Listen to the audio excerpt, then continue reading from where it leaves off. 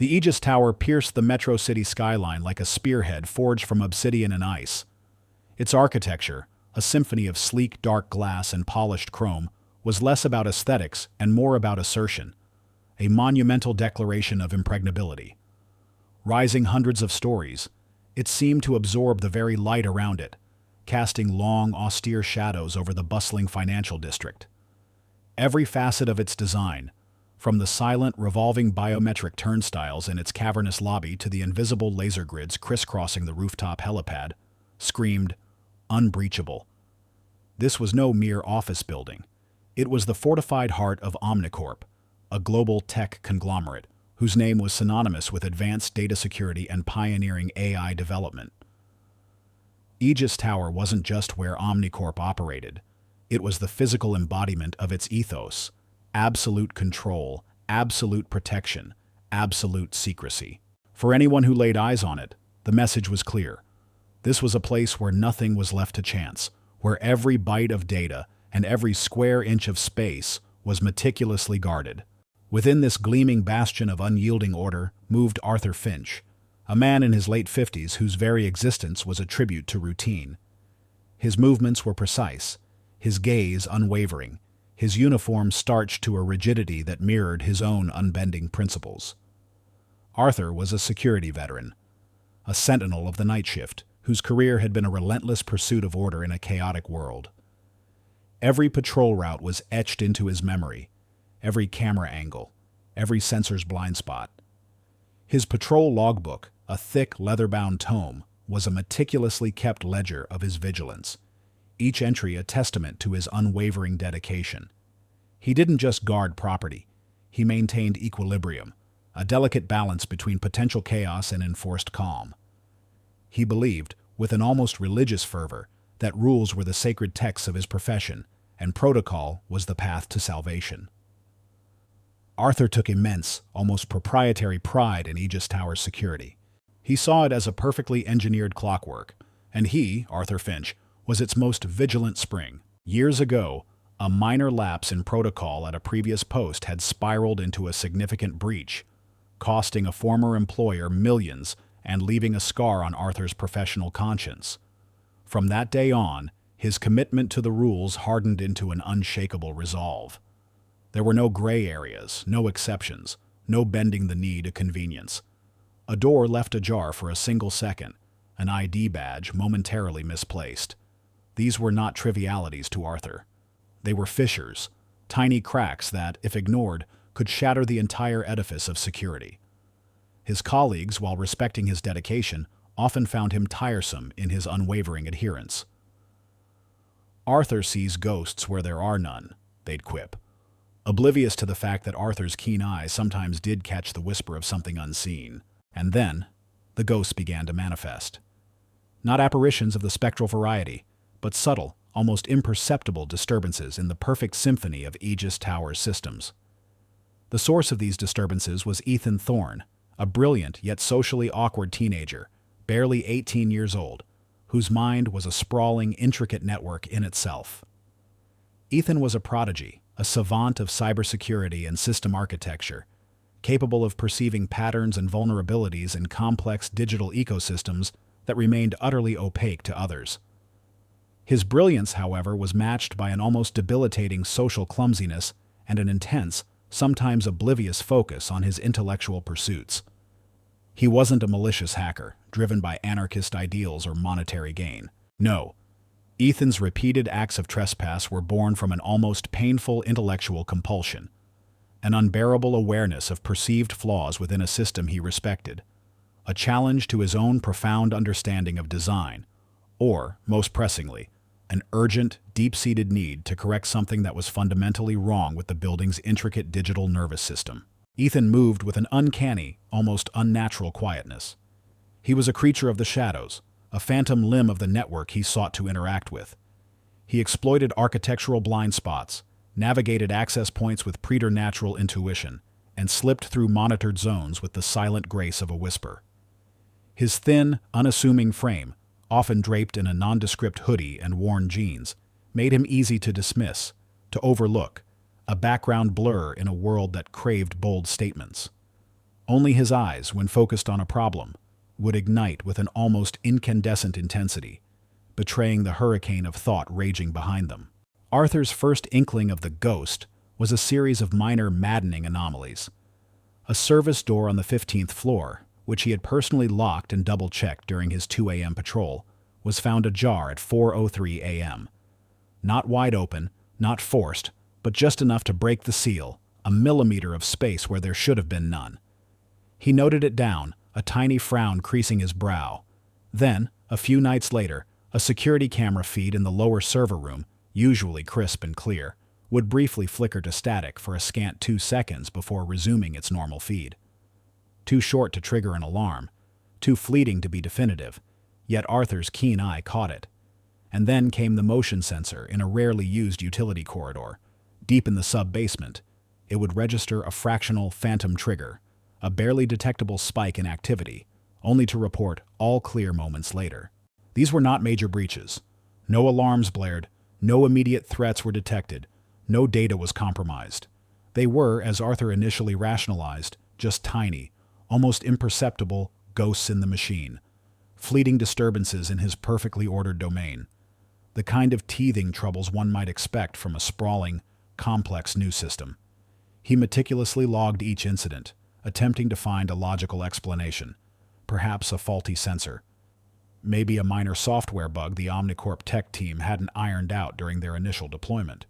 He even considered environmental factors, though the building's climate control was famously stable. But the nagging unease persisted, a persistent, low-frequency hum beneath the hum of the building's sophisticated machinery. It was a dissonant chord in his perfectly tuned symphony of security. He began to redouble his patrols, his senses heightened, his keen eyes scanning every detail, his mind working through every conceivable scenario. He believed the system was perfect, a monument to security, but these tiny deviations suggested otherwise, subtly chipping away at his confidence without him fully realizing it. He felt a quiet, personal affront, as if the very perfection he so cherished was being subtly challenged. He began to spend extra hours reviewing surveillance footage, scrutinizing access logs with an obsessive intensity, convinced there had to be a logical, mechanical explanation. The thought of a human intruder, an actual person bypassing Aegis Tower's cutting-edge defenses, was almost unthinkable in this fortress. Such an act would not just be a breach of security, it would be a personal failure, a crack in Arthur's own meticulous facade. He wouldn't allow it. The near miss transformed his nagging unease into an unshakable conviction. It occurred during his pre-dawn rounds on the 23rd floor, a desolate administrative wing rarely used outside of business hours. He was moving silently, his rubber-soled boots making no sound on the plush carpet, when a faint metallic click echoed from a utility closet ahead. It was the sound of a panel being meticulously resealed, not slammed shut. Arthur froze, his hand instinctively going to his sidearm, though he rarely had cause to draw it. He peered around the corner, his heart thumping a slow, heavy rhythm against his ribs. He saw nothing, just the sterile, empty corridor. But then a flicker at the very edge of his peripheral vision. A shadow too fast to be identified, dissolving into the deeper darkness of an emergency stairwell. He rushed to the utility closet, his flashlight beam cutting through the dimness.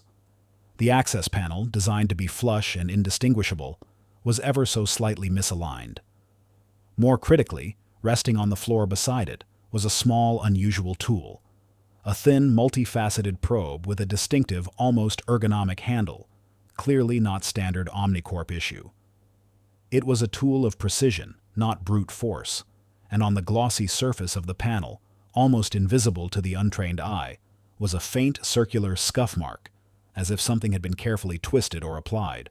This was no system quirk. This was no malfunctioning sensor. This was deliberate, intelligent interference. This cemented Arthur's belief that there was an intruder, a ghost deliberately testing his fortress, mocking his vigilance. His pride, his entire sense of professional integrity, was now fully engaged. He felt personally challenged, his perfect system, his orderly world, under siege by an unseen, elusive adversary.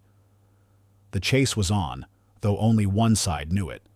He doubled his surveillance efforts, dedicating every spare moment to reviewing every frame of relevant footage, scrutinizing every access point he had ever deemed secure. He started staying later, long after his shift officially ended, reviewing logs with an obsessive intensity, drinking lukewarm coffee from his thermos, the stale air of the security office becoming his personal battleground. He was convinced this was a personal battle against an unknown saboteur, a silent war being waged within the pristine walls of Aegis Tower. He would catch this phantom, expose its arrogance, and restore the unblemished order of Aegis Tower, and of his own meticulously constructed world. The thought of failure was not an option. His reputation, and the perceived invulnerability of Omnicorp's crown jewel, depended on it. The elusive ghost of Aegis Tower had, over the past few weeks, become the singular focus of Arthur Finch's existence. Sleep had become a luxury, replaced by the relentless hum of the security office and the ceaseless playback of surveillance feeds. His daily routine, once a comforting rhythm, was now a tense, calculated hunt. He'd spend his off hours poring over the building's intricate schematics, cross-referencing sensor logs with camera blind spots, searching for a pattern in the seemingly random anomalies. His colleagues, accustomed to Arthur's stoicism, noticed the new, almost manic glint in his eyes. They'd joke about him chasing shadows, unaware that those shadows had taken on a tangible, infuriating form in Arthur's mind. He felt a deep personal affront, as if the unknown intruder was not just violating Omnicorp's property, but directly challenging Arthur's very competence, his very identity as the unbreachable guardian of Aegis Tower. His breakthrough, when it came, was a slow burn of realization rather than a sudden flash. Reviewing weeks of minute discrepancies, a fractional voltage drop here, a barely perceptible shift in air pressure there, Arthur began to discern a peculiar rhythm. The ghost wasn't operating randomly. It was moving with a precise, almost elegant efficiency. The anomalies consistently coalesced around a specific series of rarely used utility shafts that ran vertically through the building's core, particularly active between 3:15 a.m. and 3:25 a.m. These shafts, originally designed for emergency maintenance, were theoretically sealed and individually monitored. Yet the Phantom was using them as an invisible highway, a clandestine network of movement through the heart of the fortress. Further cross-referencing with system load logs revealed brief, imperceptible fluctuations in data traffic, originating from a specific main server room on the 27th floor, precisely correlating with the Phantom's transit times. It was a bold move, almost arrogant, to operate so close to the building's neural center, indicating a profound understanding of the tower's hidden veins and arteries. This wasn't a random vandal. This was someone who truly understood the building. Arthur's suspicion solidified into certainty. He was hunting a highly intelligent, technologically savvy intruder. His pride bristled. He formulated a plan, simple yet meticulous, relying on his intimate knowledge of the tower's less trodden paths. He knew the maintenance shaft's access panel on the 27th floor was notoriously stiff, requiring a precise, almost gentle nudge to fully disengage the locking mechanism. A detail unlikely to be known by anyone without intimate, repeated interaction with the building. He wouldn't risk a clumsy bait, like leaving a door obviously ajar. Instead, he would use the element of surprise. He would position himself just beyond the maintenance shaft's immediate field of view, in the shadowy alcove behind the massive emergency power conduits, a natural blind spot for the single CCTV camera assigned to that section. A blind spot Arthur had identified and meticulously logged years ago, a secret weapon in his professional arsenal. He would wait, a spider in its web, patiently anticipating its prey. The night air in the server room was a constant sterile hum, thick with the scent of ozone and the chill of industrial-strength air conditioning. It was a symphony of technology, cold and impersonal. Arthur settled into his chosen vantage point at 3:05 a.m., the silence broken only by the whirring of server fans and the distant rhythmic thrum of the building's immense HVAC system. His heart beat a slow, steady rhythm against his ribs, a drum solo of anticipation. He clutched his heavy-duty flashlight, its solid weight a comforting presence in his gloved hand, and his walkie-talkie remained clipped to his belt, though he knew he wouldn't use it until the moment of truth. This capture was personal. It was his, and his alone. He felt a familiar surge of adrenaline, a sharp, focused awareness that sharpened his senses to an almost preternatural degree. Every flicker of light, every subtle shift in the air pressure was registered. Precisely at 3:18 a.m., a faint, almost imperceptible click echoed from the maintenance shaft, barely audible above the hum of the machines. Arthur stiffened, every muscle taut, his breath held. A sliver of light appeared, then widened, and a thin, shadowy figure emerged, moving with an almost liquid grace into the server room. The ghost was real, and it was, unequivocally, a boy. Ethan Thorne was exactly as Arthur had pictured him in his fleeting glimpses. Slight of build, unassuming, dressed in a dark hoodie that seemed to absorb what little light there was, and worn jeans that blended seamlessly with the dim, utilitarian environment. He moved with a quiet intensity, his head already turning towards a bank of flickering servers, utterly absorbed, completely oblivious to the presence just meters away. There was no furtiveness in his movements, no panicked glances over his shoulder, no indication of a typical burglar's apprehension. He was utterly consumed by his task, his intellect overriding his awareness of his surroundings.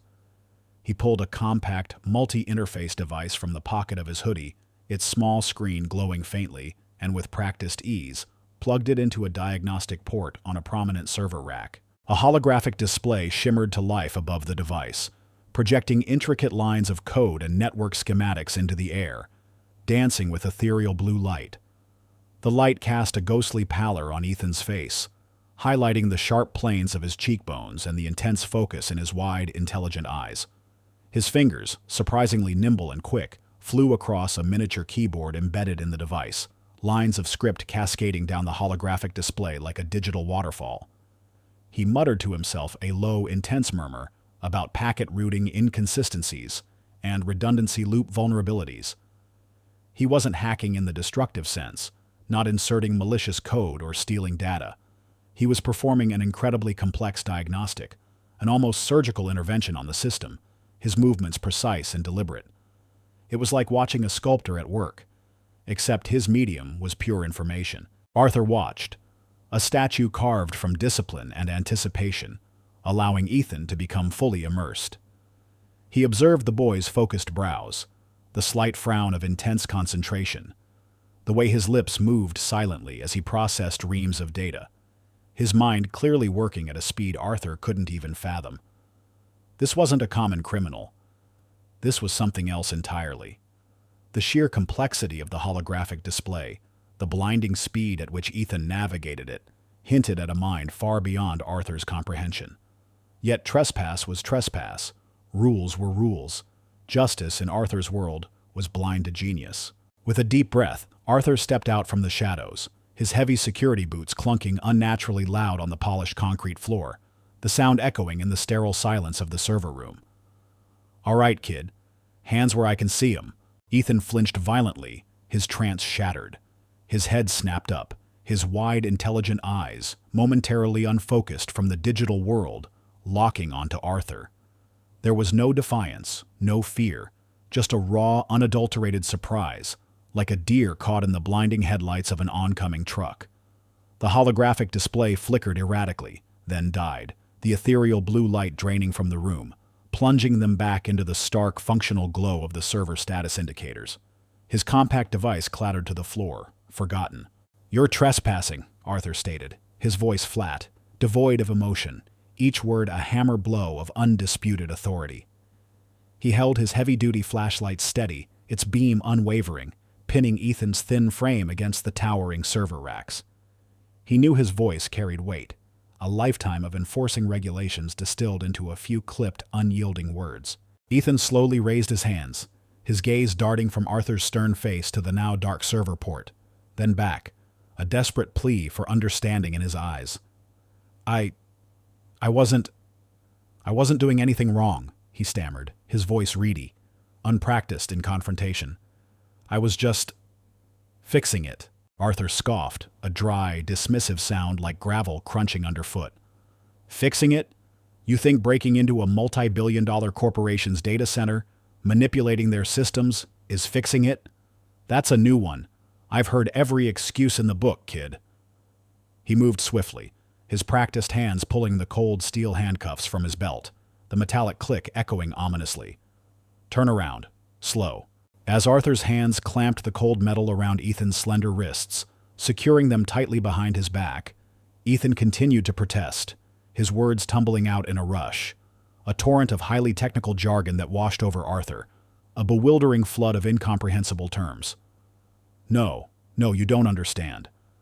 The redundant fiber optics on the north side array have a 0.003% packet loss anomaly under peak load, especially during asynchronous data synchronization. It's creating a micro-latency cascade in the primary biometric authentication protocols. It affects the core security module. It's my design. I built that module. They implemented it incorrectly. There's a critical vulnerability that a zero-day exploit could blow wide open within minutes. I just needed to patch the kernel loop for the distributed ledger before it becomes a real problem, before Omnicorp's entire network is compromised. He gestured wildly with his cuffed hands, his frustration mounting, his intelligent eyes burning with an almost frantic energy. They didn't understand the tertiary routing, the polymorphic encryption. It's all wrong. The entire architecture is unstable because of it. Arthur's brow furrowed deeper, a mask of grim skepticism. My design, tertiary routing, polymorphic encryption. The words were a nonsensical jumble, the frantic, desperate ramblings of a caught criminal attempting to weave an elaborate, unbelievable fiction. He tightened the cuffs, a grim satisfaction settling in his chest. He had done his duty. He had caught his ghost. "Sure, kid. Tell it to the police," he grunted, the words clipped, dismissive, as he began to steer Ethan towards the elevator, away from the sterile, humming heart of the server room. But as they walked, Ethan muttered again, almost to himself, his voice laced with a deep, frustrated sadness that somehow pierced through Arthur's professional detachment, if only for a fleeting moment. "It was perfect when I designed it. Unassailable. They twisted it. They always twist it." He shook his head, a single exasperated sigh escaping him, a sound of profound disappointment. This whole system, it was supposed to be unhackable. It was my unhackable. Arthur dismissed it as another delusional outburst, a desperate final plea from a cornered teenager. He saw only a rule breaker, a trespasser caught red-handed, spewing elaborate technical nonsense to mitigate his obvious crime. He couldn't yet see the architect, the genius whose brilliance he had just confined in cold, unforgiving metal. The impenetrable Aegis Tower in Arthur's mind remained a fortress, its integrity restored by his vigilant hand. He was utterly unaware that its very foundations, its complex digital nervous system, had been conceived, meticulously mapped, and passionately defended by the very teenager he now held captive. The irony was palpable, thick in the chilled air of the silent corridors, but only the omniscient narrative voice and the reader could truly grasp its profound depth. The journey from the hushed, sterile confines of the 27th floor server room down to the bustling, brightly lit security office on the ground floor was, for Arthur Finch, a descent into a new kind of disquiet. He maintained his rigid posture, his grip firm on Ethan Thorne's cuffed arm, but beneath his stoic facade, a subtle tremor of unease had begun. The boy's frantic, technical pronouncements echoed in his mind. "It's my design. They implemented it incorrectly. It's vulnerable." Arthur had dismissed them as the desperate ramblings of a caught criminal, yet the sheer conviction in Ethan's voice, the genuine frustration rather than fear, lingered like a phantom hum. He glanced down at the slender, almost fragile teenager beside him, so unassuming, so young. This didn't fit the profile of the hardened saboteur Arthur had mentally constructed.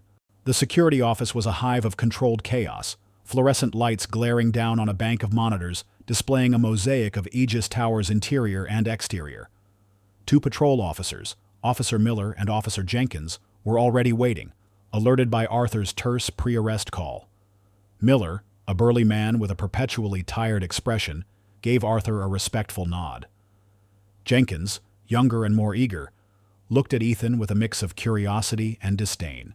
"Got him, Arthur?" Miller asked, his voice a low rumble. "Indeed," Arthur replied, pushing Ethan gently towards an empty chair bolted to the floor. "Caught him in the main server room on 27, interfering with the core network protocols." He kept his report concise, professional, devoid of the strange, unsettling details about Ethan's claims. There was no room for abstract technical jargon in a standard trespassing report. Ethan, once seated, still looked dazed, his eyes flitting between the officers and Arthur, a silent plea for someone, anyone, to truly listen. "I wasn't interfering. I was patching a critical vulnerability," he insisted, his voice gaining a desperate edge.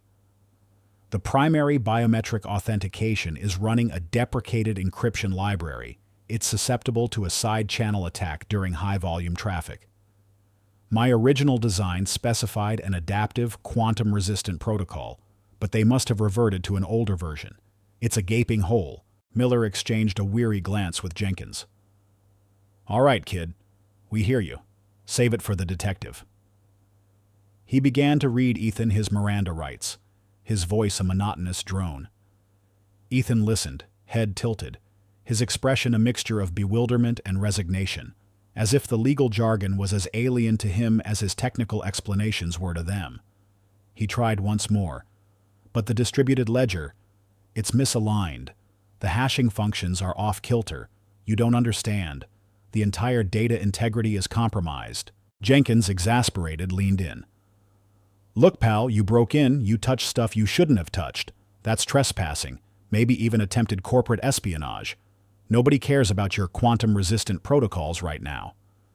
His words were clipped, dismissive, reinforcing the impenetrable wall of misunderstanding between Ethan's world and theirs. Just as Miller finished reading the rights, the door to the security office swept open, and a figure emerged who commanded instant attention. Ms. Evelyn Reed, Omnicorp's head of global security, strode in, her presence cutting through the low hum of the office like a sharp blade. Tall, impeccably dressed in a tailored charcoal suit, with an angular face and eyes that missed nothing, Ms. Reed exuded an aura of stern, unyielding efficiency. Her movements were economical, her gaze piercing. She was a woman driven by results, by reputation, and by an unshakable belief in Omnicorp's technological superiority. She swept her gaze across the room, her eyes briefly flicking over Ethan before settling on Arthur. "Guard Finch, report." Her voice was cool, authoritative, demanding nothing less than absolute clarity. Arthur snapped to attention, relaying his report in clipped, precise sentences, omitting none of the physical details of the capture, but carefully skirting the teenager's bizarre claims. Ms. Reed listened, her expression unreadable, occasionally nodding, her fingers tapping a subtle rhythm on the tablet she carried. "So, a juvenile trespasser. Any signs of data exfiltration? Any malicious intent detected?" Ms. Reed's questions were pointed, prioritizing corporate assets and reputation above all else. Her primary concern was to neutralize any perceived threat swiftly and discreetly. She saw Ethan not as a misguided prodigy, but as a dangerous unknown variable, a potential corporate spy or saboteur, whose presence threatened Omnicorp's carefully cultivated image of invulnerability. The idea that this unassuming boy could be an actual designer of Omnicorp's cutting-edge system was beyond absurd to her.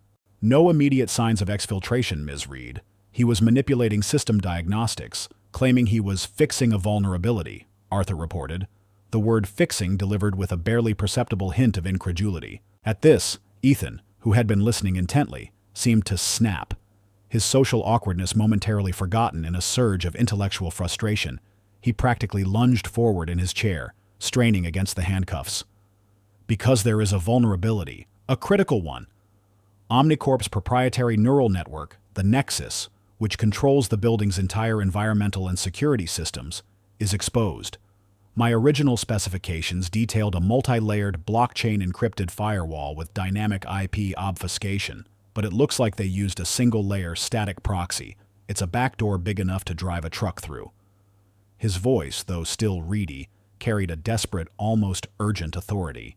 Ms. Reed's eyes narrowed, a flicker of annoyance crossing her face.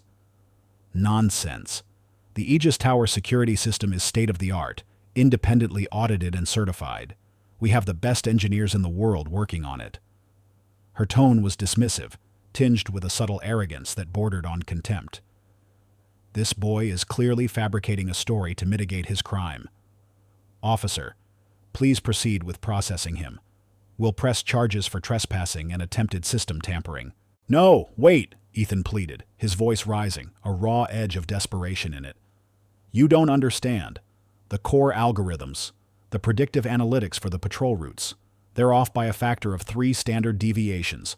That's why I could get in so easily. I designed that too. I can show you." He looked wildly around, his eyes locking onto a large blank whiteboard in the corner of the office. Just let me see the original schematics. The ones for the Project Chimera competition. 3 years ago. I can prove it." Ms. Reed scoffed, a tight, humorless smile playing on her lips. "Project Chimera? That was a conceptual design competition for high schoolers. A PR stunt. You're telling me Omnicorp, a leader in global security, based its flagship building's multi-billion-dollar security system on a teenager's homework project?" Her voice dripped with incredulity, her contempt palpable. "That's enough, young man. Take him away."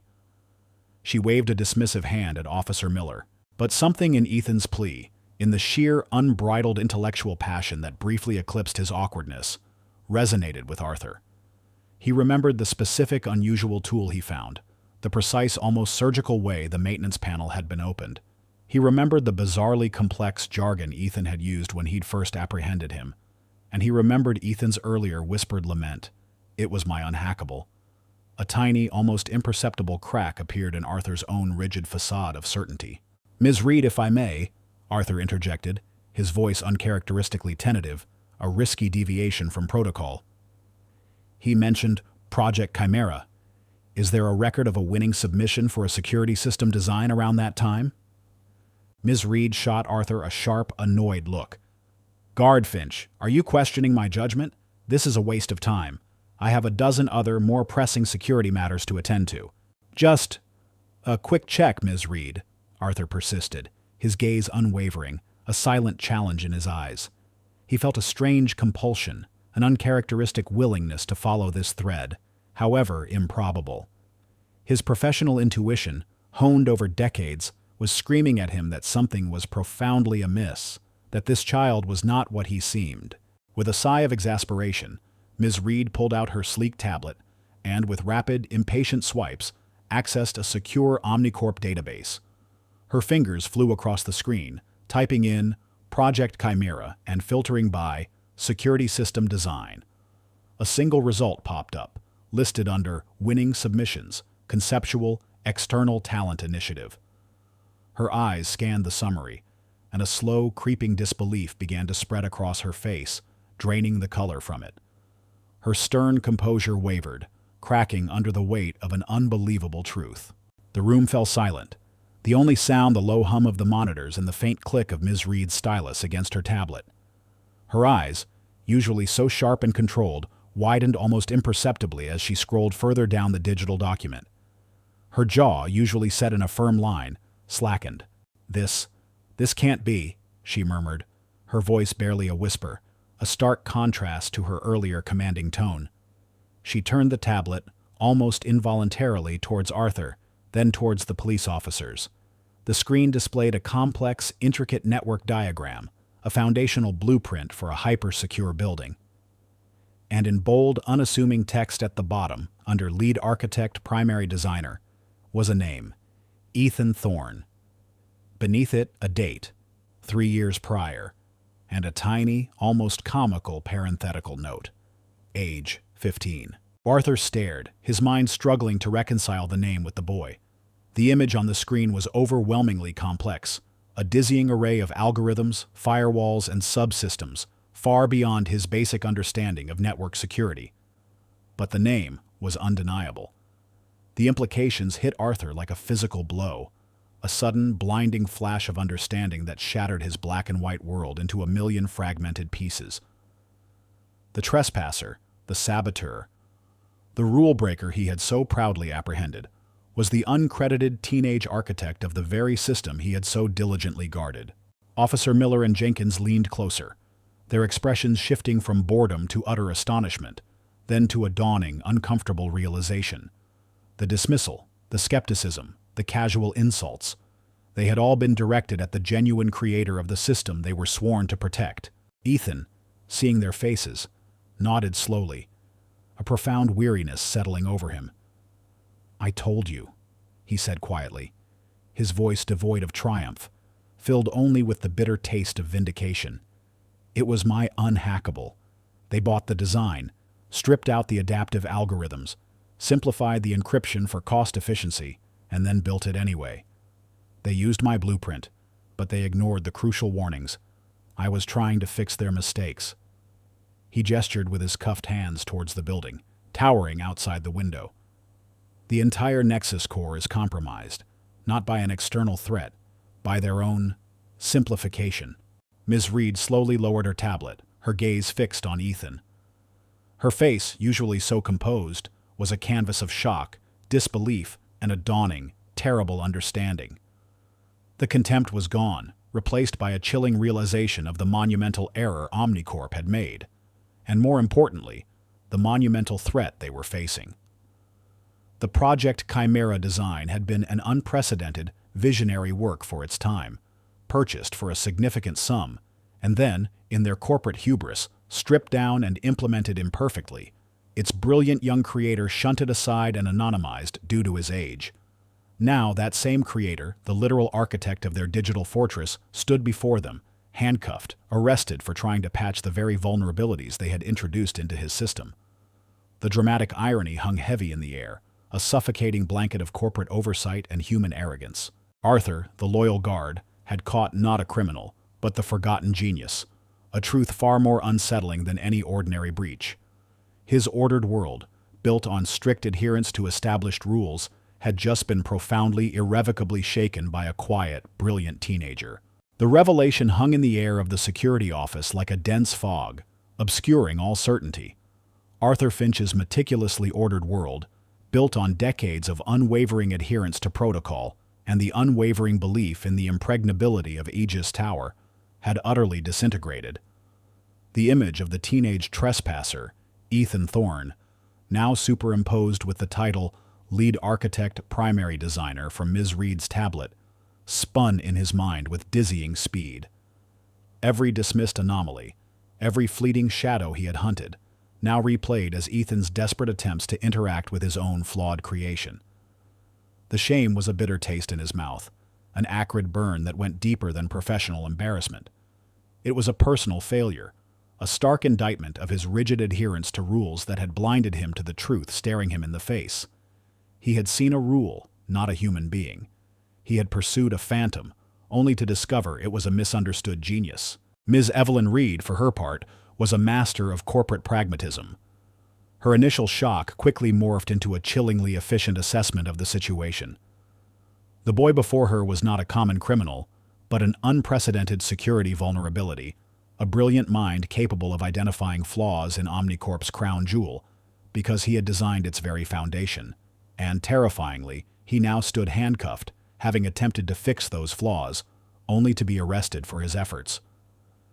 The public relations nightmare, the financial implications of a data breach stemming from an internal, unacknowledged design flaw, flashed through her mind like dire warnings on a stock ticker. Her corporate pride, once so dismissive, now demanded a swift and discreet resolution. "Officer Miller, Officer Jenkins," Ms. Reed's voice, though still composed, carried an underlying tremor of urgency. "There's been a misunderstanding. This young man is not to be processed. He is, in fact, here as a consultant for an urgent technical review, a highly sensitive matter for Omnicorp. Uncuff him, please." Her tone left no room for argument. She turned to Ethan, her gaze softening, a veneer of professional concern replacing her earlier disdain. "Mr. Thorne, my profound apologies for this regrettable incident. Our internal records on Project Chimera were, regrettably, not fully integrated into our standard security protocols, particularly concerning the anonymity required for minors at the time of the competition. A gross oversight, I assure you." She extended a hand towards him. "Omnicorp recognizes your unique insights into the Aegis Tower system. We understand you were attempting to address what you perceive as a critical vulnerability." She didn't apologize for her own dismissal, but her words acknowledged his claims, a significant concession for someone of her stature. Ethan, still rubbing his reddened wrists, looked at her with a mix of surprise and a cautious flicker of hope. "The Nexus Core. It's exposed," he repeated, his voice still low, but with a renewed sense of urgency, now that someone in authority seemed willing to listen. "The adaptive algorithms for the firewall, the ones that were supposed to learn and evolve with threat patterns, they were replaced with static protocols during implementation. It's a textbook case of oversimplification for cost-cutting, Ms. Reed. It means any sophisticated zero-day threat could exploit it, siphon off data, or even gain control of environmental systems. The building itself could become a weapon." Ms. Reed's eyes widened further, a silent acknowledgement of the chilling implications. Her corporate instincts, honed over years of crisis management, kicked in. This was not a theoretical flaw. It was an active, ticking time bomb. "And you believe you can rectify this, Mr. Thorne?" Her voice was crisp, professional, cutting straight to the core issue. "I know I can," Ethan stated, his eyes burning with renewed intellectual fervor. "It's my algorithm. I built the solution into the original design. It just needs to be reactivated and reintegrated properly. But it requires direct access to the Nexus Core at a level most engineers wouldn't even attempt." He looked around the pristine security office, a sudden, almost vulnerable hesitation in his eyes. "It's complicated, and I'd need absolute autonomy, without interruption." Ms. Reed nodded, a swift, decisive gesture. "Understood. Omnicorp cannot afford such a vulnerability. We have a major shareholders meeting in 48 hours, detailing our Q3 financial performance and, more critically, showcasing our cutting-edge AI security solutions. Any hint of a systemic flaw would be catastrophic." She paused, her gaze sweeping over Arthur. "Guardfinch, you will oversee Mr. Thorne. You will provide him with whatever access he requires within the building, excluding highly classified research areas, and ensure his complete focus. You are now his direct liaison, his protection, if you will. This is paramount." Arthur straightened, a faint flicker of shock in his eyes. From arresting officer to liaison, to protection for the very individual he had just apprehended? It was a dizzying reversal of roles, a complete paradigm shift. His entire career had been about enforcing boundaries, not dissolving them. But Ms. Reed's tone left no room for discussion. This was an order, an opportunity for Arthur to redeem his earlier oversight, to adapt, to evolve. His judgment had been publicly, definitively called into question, and this was his chance to prove his worth beyond rigid protocol. "Understood, Ms. Reed," Arthur replied, his voice gruff, but laced with a new, unfamiliar note of resignation, perhaps even curiosity. Ms. Reed then outlined the gauntlet, the ultimate test. "Mr. Thorne, we will set up a secure workstation for you in the main data vault control room, level 30. It's the nerve center of the building's network infrastructure, symbolically important, and provides direct access to the Nexus Core. You will have until 800 hours tomorrow morning, approximately 10 hours, to implement your proposed solution. We will run a series of simulated, high-intensity cyber attack scenarios against the system. Your success will be measured by the system's resilience and your ability to fully integrate your original adaptive algorithms, ensuring no further vulnerabilities." She leaned forward, her voice dropping to a low, serious tone. "This is not a casual request, Mr. Thorne. Omnicorp's reputation, and potentially billions of dollars in future contracts, rests on your shoulders. Fail, and the legal consequences of your initial entry, though mitigated, will still be severe." The pressure in the room became almost palpable. 10 hours. Billions of dollars. His freedom. Ethan, despite his genius, was still a young man, and the weight of that expectation was immense. Arthur watched him, seeing the subtle clenching of his jaw, the faint trembling in his hands. He felt a pang of something akin to empathy. This was no longer a chase, but a shared crucible. As Ms. Reed departed, leaving Officer Miller and Jenkins to their bewildered murmurs, Arthur turned to Ethan. The animosity, the sense of hunter and hunted, had vanished, replaced by an awkward silence. "So," Arthur began, his voice rougher than he intended, "the data vault control room. You ever been there?" Ethan shook his head, his eyes still wide with the enormity of the task. "Only in simulations. It was just a conceptual space when I designed it." He looked at Arthur, a flicker of something new in his gaze. You believed me? Arthur grunted, turning away. I believe what I see, kid. And what I saw on that tablet was pretty clear. And what I heard from you made more sense than what I saw from our so-called engineers. The admission was difficult, a concession to a truth that challenged his entire professional identity. But rules are rules, and you broke them. Just not for the reasons I thought. He cleared his throat. Let's go. Time's ticking. As they walked towards the secured elevator, Arthur's mind was a maelstrom of conflicting emotions. The pride he had once felt in the Aegis Tower's impenetrability now felt like naive ignorance. He had dismissed a visionary. He had almost criminalized brilliance. His professional life had always been about the rigid lines of right and wrong, of protocol and deviation. But Ethan Thorne, the quiet, socially awkward teenager with a mind that could unravel and reweave the very fabric of complex systems, had blurred those lines beyond recognition. Arthur thought back to his youth, to the defining incident that shaped his strictness. He had trusted a colleague, allowed a minor rule to be bent, and it had led to a significant security lapse, tarnishing his record and reinforcing his belief in absolute adherence. He had vowed never to be misled again, never to compromise on protocol, and yet here he was, about to escort a trespasser into the very heart of Omnicorp's most sensitive systems, not to arrest him, but to help him. This wasn't just a professional test, it was a profound personal challenge to every deeply held belief he possessed. He was forced to confront his biases directly, to reconcile the rule-breaker with the potential savior. The upcoming hours would be a crucible not just for Ethan's genius, but for Arthur's very soul, forcing him to choose between the comfortable rigidity of his past and the unsettling yet undeniable truth of the present. The Aegis Tower, once a symbol of his unwavering belief in order, was now a looming question mark, and Arthur, the vigilant guardian, found himself on the precipice of a terrifying yet potentially liberating revelation. The data vault control room on level 30 was not merely a workspace, it was the pulsating heart of Aegis Tower, a chamber designed for ultimate oversight and impenetrable security. Stepping into it, even for Arthur Finch, was to enter a new realm of technological grandeur.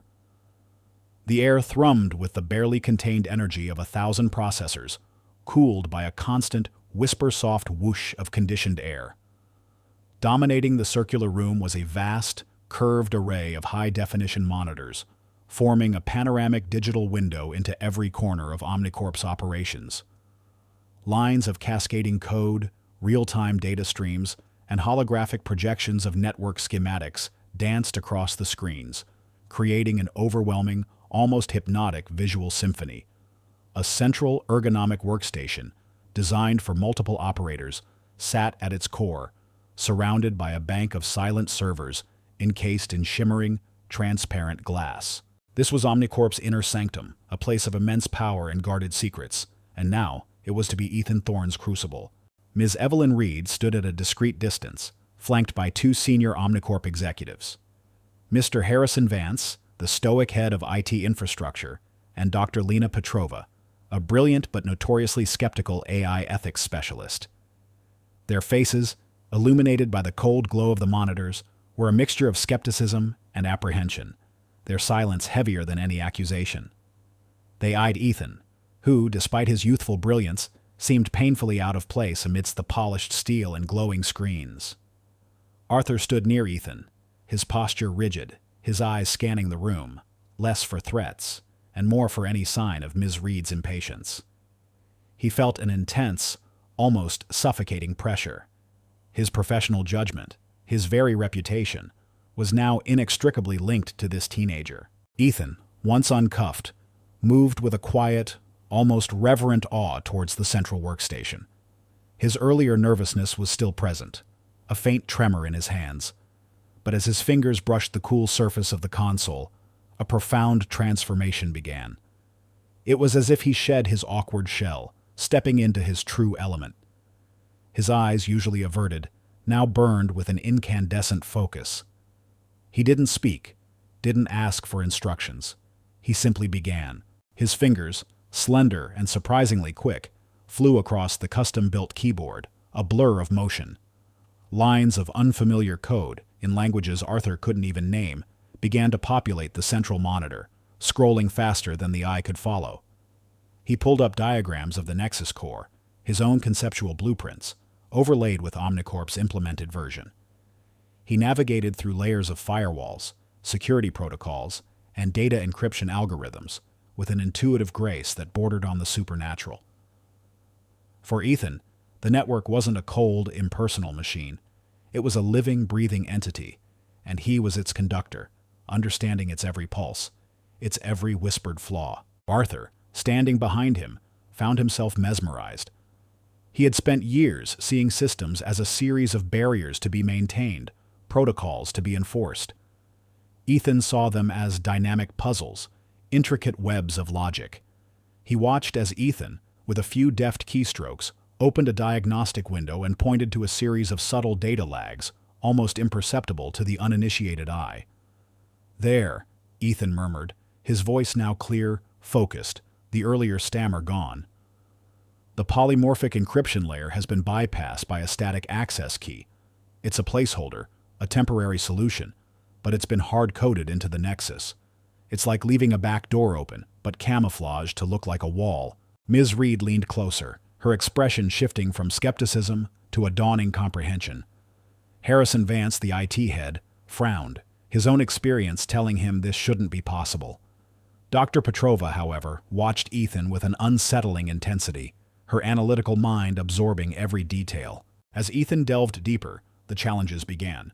Suddenly, a series of red alerts flared across the monitors, indicating a simulated, high-intensity cyber attack. Omnicorp's advanced AI, designed to test system resilience, launched a barrage of sophisticated intrusion attempts. Alarms began to blare, soft but insistent, a siren song of digital warfare. Ethan didn't flinch. His fingers danced faster, his eyes darting across multiple screens, analyzing threat vectors, identifying weaknesses, and simultaneously patching them. He encountered a series of unexpected technical glitches, deliberate obfuscations in Omnicorp's modified code, designed to make external intervention impossible. A critical access point, crucial for reintegrating his adaptive algorithms, unexpectedly locked him out. A surge of doubt rippled through the observing executives. Mr. Vance cleared his throat, a sound heavy with implication. "It seems, Mr. Thorne, that our implemented system is more robust than you anticipated.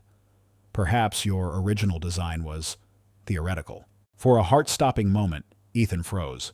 His fingers hovered over the keyboard, his face paling, a flash of self-doubt mirroring Arthur's own tightening grip on his batons. The network access prompt blinked, mocking him. He was losing precious seconds. This was the Nin Tho moment, the precipice of failure. He glanced at Arthur, a quick, almost desperate appeal in his eyes. Arthur, for the first time in his life, felt an urge to do something other than follow protocol. He saw not a rule-breaker, but a young man on the edge of a profound moment, a moment that held the fate of Omnicorp. He saw the fire in Ethan's eyes, the sheer dedication to his craft, a dedication Arthur recognized deeply from his own pursuit of perfect order. He remembered the feeling of personal affront when he thought Ethan was mocking him. Now he saw Ethan's desperation to prove his own vision. "Focus, kid," Arthur murmured, his voice low, gruff but steady, a surprising anchor in the rising tide of doubt. "You said it was your unhackable. Show them." It was a simple statement, a direct challenge, but it carried the weight of Arthur's newfound conviction. Ethan's eyes snapped back to the screen, a flicker of renewed determination replacing the doubt. He inhaled sharply, then exhaled, his hands moving with renewed purpose. He didn't try to brute force the locked access. Instead, he pulled up a new, complex sequence of code, almost a subroutine that Arthur vaguely recognized as related to system diagnostics. He bypassed the front-end lock by directly manipulating the system's resource allocation protocols, redirecting the power flow to the specific port until its internal resistance crumbled. It was an audacious move, a subtle act of digital judo that used the system's own power against itself. The access point clicked open. A collective hushed gasp escaped the executives. From that moment on, Ethan was unstoppable. He seamlessly reintegrated his original adaptive algorithms, lines of code blooming across the screens, transforming the static firewall into a dynamic, learning entity. He patched the deprecated encryption library, upgrading it to a protocol so advanced it seemed to shimmer with digital light. He optimized the distributed ledger, synchronizing its hashing functions with such precision that the network response time visibly dropped to near zero. He wasn't just fixing flaws, he was elevating the entire system, turning Omnicorp's cutting edge into something truly visionary, something genuinely unhackable. As the 10-hour deadline approached, Ethan performed one final sweeping diagnostic. The result flashed green across the main console. System integrity, 100%. Adaptive protocols, engaged. Threat resilience, optimal. The simulated cyber attack, still running in the background, now simply bounced off the system, its attempts dissolving like mist against a mountain. The alarms, once insistent, had fallen silent. A profound, stunned silence filled the data vault control room. Then, slowly, Ms. Reed stepped forward. Her skepticism had vanished, replaced by an expression of pure, unadulterated awe. Her face, usually so controlled, was alight with a dawning realization of the magnitude of the talent before her. Mr. Vance, the IT head, rubbed his chin, a silent admission of having been utterly, magnificently wrong. Dr. Petrova, who had watched every single keystroke with an analytical intensity, now simply smiled, a rare, genuine smile of profound admiration. Arthur felt it too, a surge of triumph that swelled in his chest, surprising him with its intensity. It wasn't just relief, it was something far deeper. He looked at Ethan, no longer seeing a trespasser, no longer a ghost, but a craftsman, an artist, a true architect of the digital world. He saw the sheer dedication, the profound intellectual elegance, the quiet triumph in Ethan's slumped shoulders as the adrenaline drained away. The teenager, who moments ago seemed fragile, now emanated a quiet power. Arthur recognized a similar dedication to perfection, albeit in a vastly different field. He had spent his life safeguarding rules. Ethan had spent his life understanding the underlying logic that shaped those rules, bending and refining them with pure intellect. Ms. Reed walked directly up to Ethan, her gaze fixed on him. "Mr. Thorne," she said, her voice husky with emotion, "what you have just accomplished, it is beyond anything we thought possible. You didn't just fix our system, you transformed it. You demonstrated a level of insight and mastery that few in the world possess." She extended her hand, not for a handshake, but for a gesture of profound respect. "Omnicorp owes you an immeasurable debt of gratitude, and I personally owe you an apology for my blatant dismissal." Her words, once clipped and efficient, now carried a weight of humility, a profound acknowledgement of her own misjudgment. The other executives quickly followed suit, their faces now beaming with relief and admiration, their earlier doubts forgotten in the glow of undeniable success. Quiet murmurs of "unbelievable," "genius," and "miraculous" rippled through the room. The subtle nods, the enthusiastic whispers, the sheer shift in their collective demeanor confirmed Ethan's complete vindication. He wasn't just not a criminal, he was a hero, a savior of Omnicorp's digital integrity.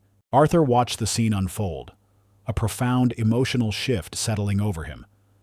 He had spent his career enforcing the black and white of regulations, but Ethan had shown him the vibrant, complex shades of gray, the sheer, boundless power of human ingenuity. The boy he had arrested, the ghost he had hunted, had just brought light into the deepest, most critical parts of the fortress Arthur so vigilantly guarded. And in doing so, Ethan had also illuminated a new path for Arthur himself. The guardian of the system had just become a witness to its true human architect. The silence that followed Ethan Thorne's triumph in the data vault control room was not empty, but heavy with awe and the seismic shift of ingrained perceptions. Ms. Evelyn Reed, composed once more but with a new deferential light in her eyes, walked directly to Ethan. The cold, efficient corporate executive had been replaced by a leader profoundly humbled by an undeniable display of genius.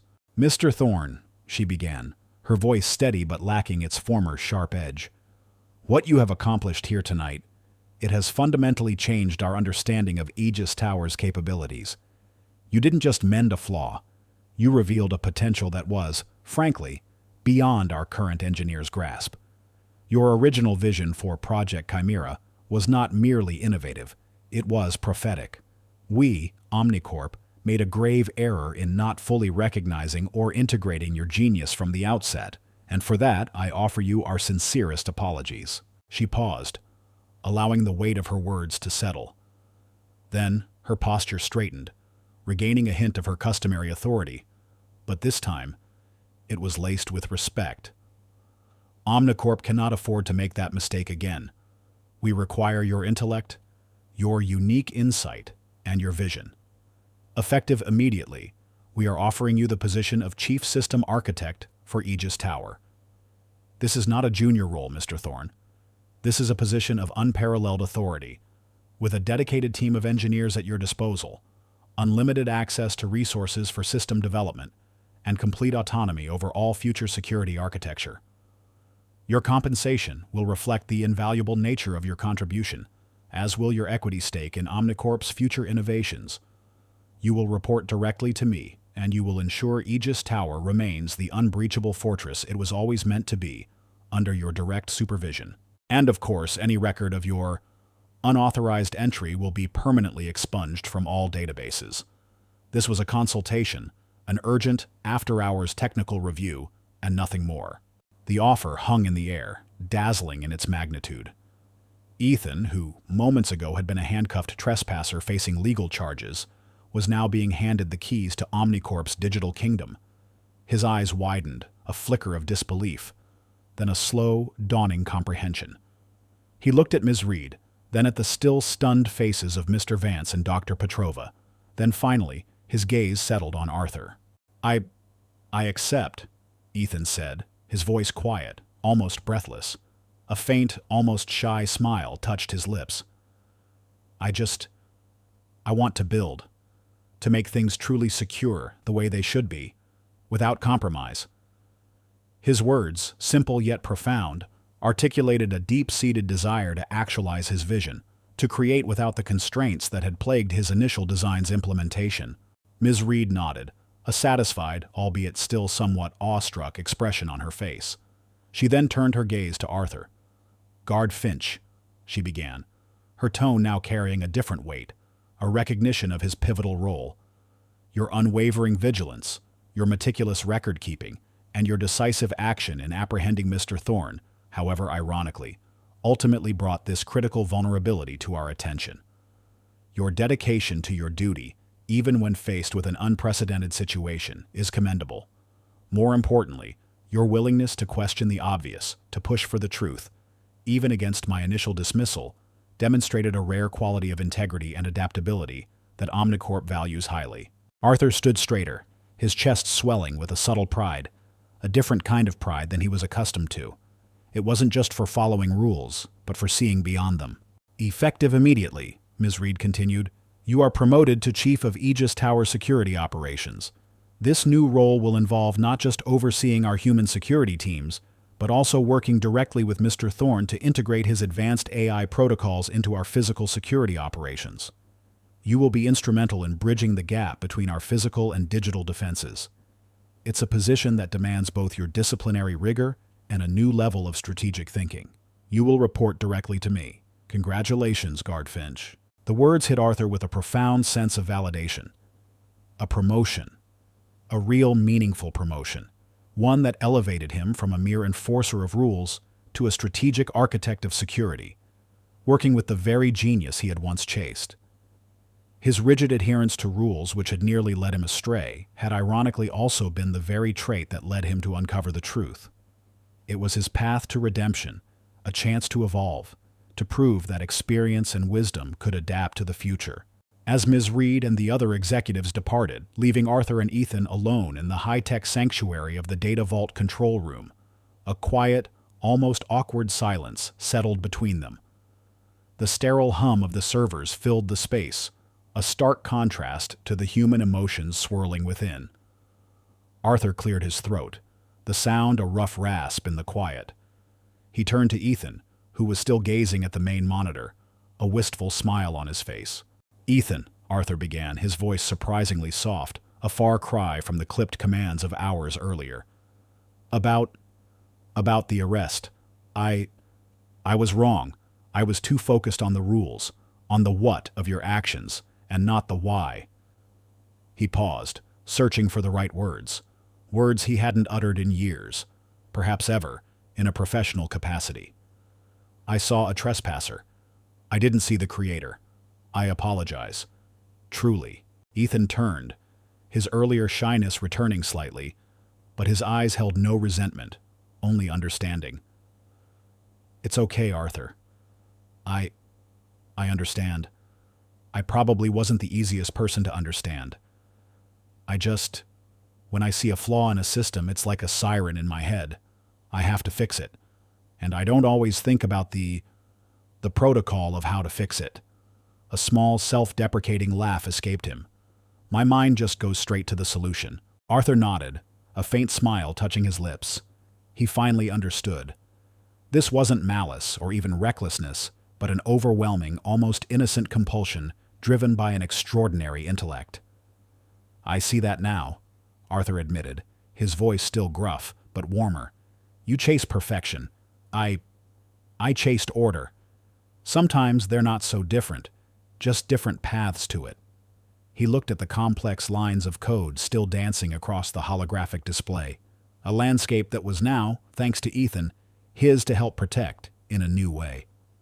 So, Chief System Architect, huh? Quite a step up from Trespasser. Ethan grinned, a genuine youthful smile that momentarily erased his earlier intensity.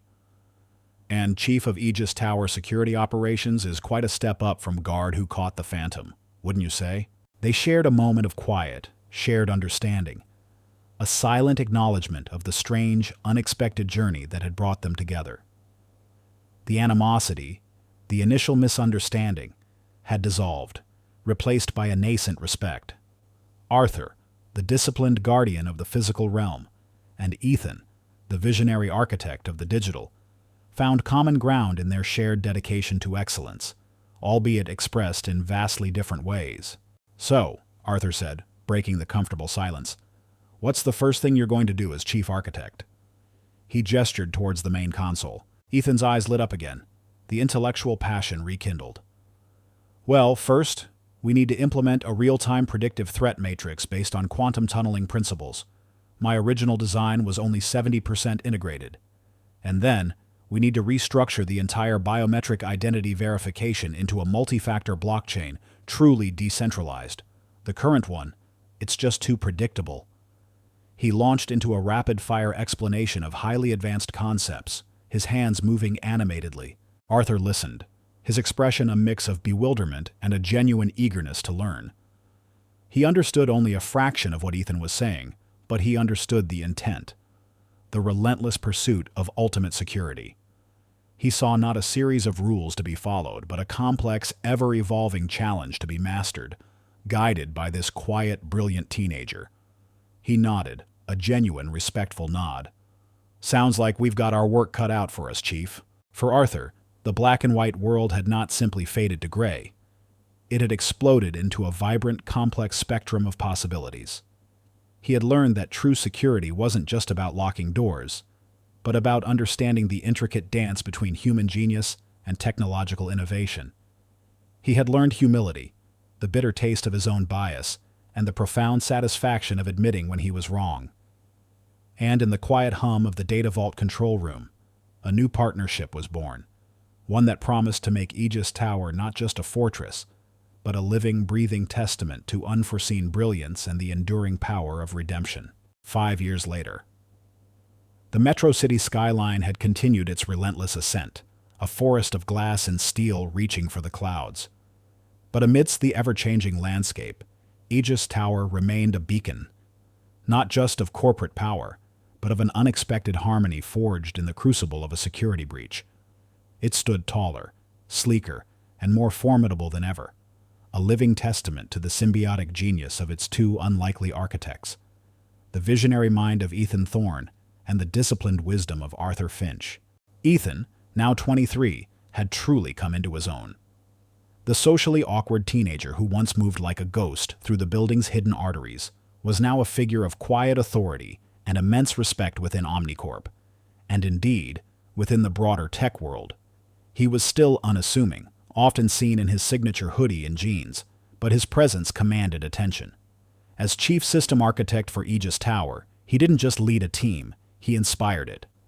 His division, aptly nicknamed the Nexus Unit, was a hub of brilliant, unconventional minds, many of whom, like Ethan, thrived outside traditional corporate structures.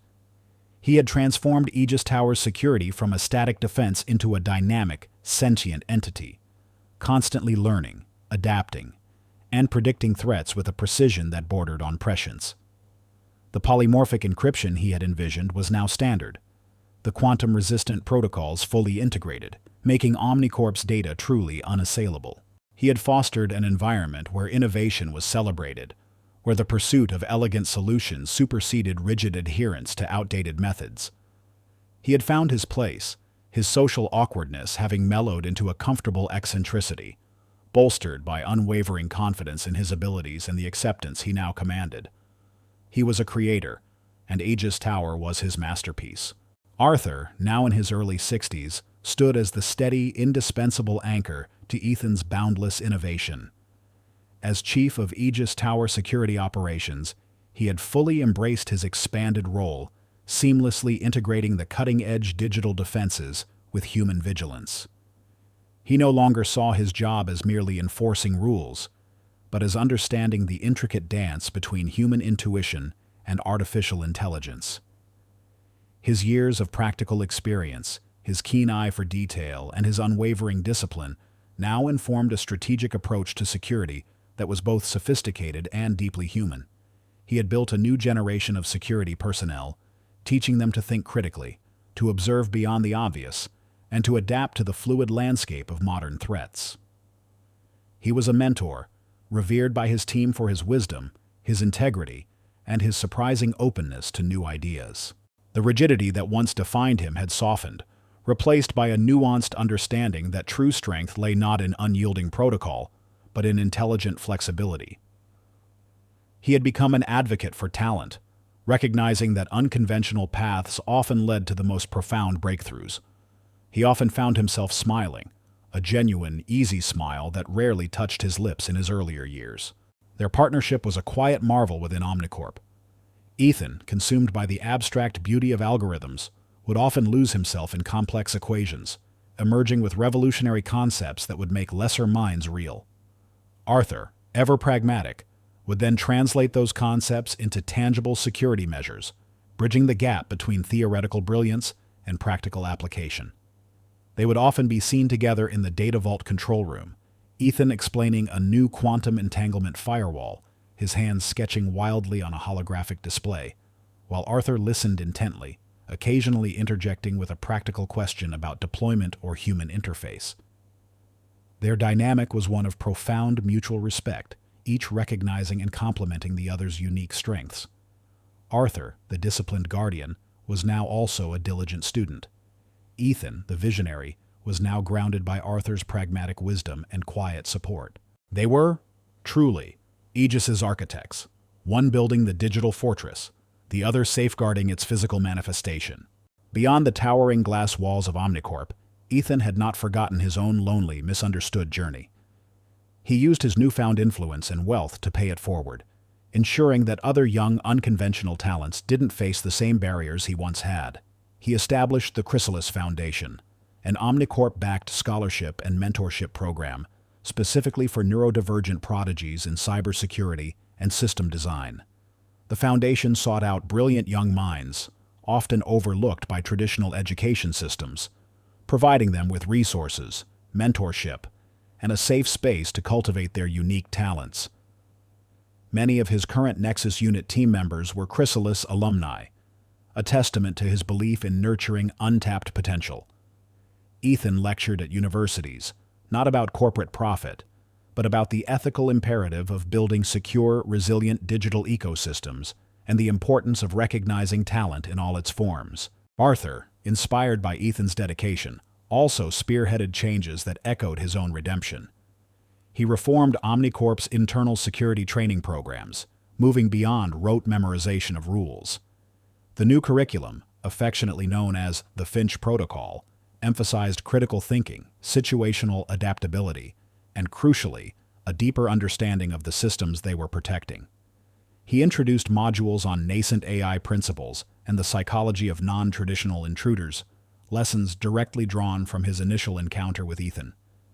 He often ended his lectures with the story of the ghost he almost missed, a powerful, self-deprecating tale that resonated deeply with his younger officers, reminding them that true security lay in vigilance, yes, but also in empathy and an open mind. He even volunteered his time at local community centers, teaching basic digital literacy and online safety to disadvantaged youth, recognizing that true security began with education. One crisp autumn evening, as the city lights began to twinkle below, Arthur stood on the observation deck of Aegis Tower, looking out over the sprawling metropolis. Ethan joined him, a silent presence beside him, his gaze fixed on the digital constellations of the city's network pulsing far below. Aegis Tower, once a symbol of impenetrable, rigid control, now felt different to Arthur. It felt alive, a monument to human ingenuity and understanding. He no longer saw a fortress to be guarded from others, but a beacon, a testament to unexpected brilliance found in the unlikeliest of places. He turned to Ethan, a rare, profound smile on his face. "You know, when I first caught you, I thought I was bringing down a threat. I thought I was protecting my perfect system." He chuckled softly. "Turns out, you were the system. And you taught this old guard a thing or two about what true perfection really looks like." Ethan smiled back, his eyes reflecting the city lights, the boundless digital frontier that was his canvas. "And you, Arthur," he replied, his voice soft. "You taught me that even the most complex systems need a human touch, a steady hand to keep them grounded, and that sometimes the most important rules aren't written in any manual." Together, they stood, two figures silhouetted against the glowing city, the digital architects of Aegis Tower, their journey a silent reminder that courage can alter destinies, and that light always finds a path, even in the deepest darkness of misunderstanding. The fortress no longer guarded just data. It guarded a story, a testament to the profound human spirit and the power of unseen heroes. If this story stirred your heart, if it reminds you that courage can alter destinies, and that light always finds a path even in the deepest darkness, please leave a comment. Share this story with those who need inspiration. Like, subscribe, and hit the bell to never miss our upcoming narratives that delve into the profound human spirit and the power of unseen heroes. Thank you for joining our journey.